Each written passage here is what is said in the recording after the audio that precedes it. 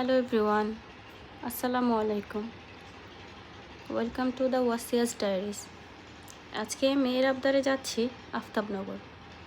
মেয়ে অনেক দিন ধরে বলছিল মামুনি আমি আফতাবনগর যেতে চাই, সেজন্য আজ মেয়ের আবদারে আমরা চলে গেলাম আফতাবনগর। অ্যাজ ইউজুয়াল যেটা হয়, জ্যাম তো ঢাকায় রাস্তায় বের হবো আর জ্যাম পাবো না, সেটা তো হতেই পারে না। যাক, জ্যাম শেষ হতে কতক্ষণ সময় লাগছে সেটা জানি না, বাট আমার মেয়ে বারবার বায়না করছিল আমরা কখন পৌঁছাবো। অবশেষে আমরা পৌঁছিয়ে গেলাম আফতাবনগরের মেইন গেটে পৌঁছাতে মেয়ে বলছিল আমি ছোটো মিষ্টি খাবো। এখন তার বাবার প্ল্যান হচ্ছে ছোটো মিষ্টি কোথায় পাওয়া যাবে। ছোটো মিষ্টি বললেই তার খুঁজে পাওয়া যাবে না, মেয়ে আবদার করেছে অনেক রাতে, সেজন্য আমাদের রাতেই বের হতে হয়েছে।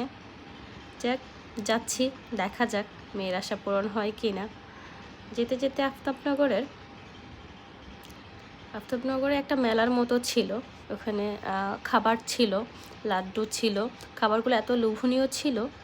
আমার মেয়ে বলছিল মামুনি আমি আচার নিতে চাচ্ছি। এই আচারগুলো মেবি অনেকেই চিনেন, আমরা ছোটোবেলায় অনেক খেয়েছি, এখন আমার মেয়েও খাচ্ছে।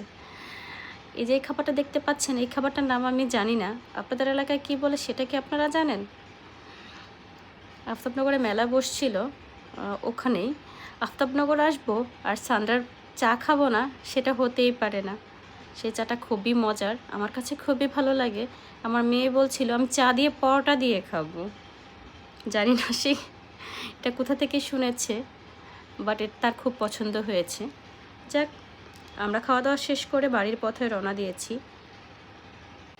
আজ এ পর্যন্তই।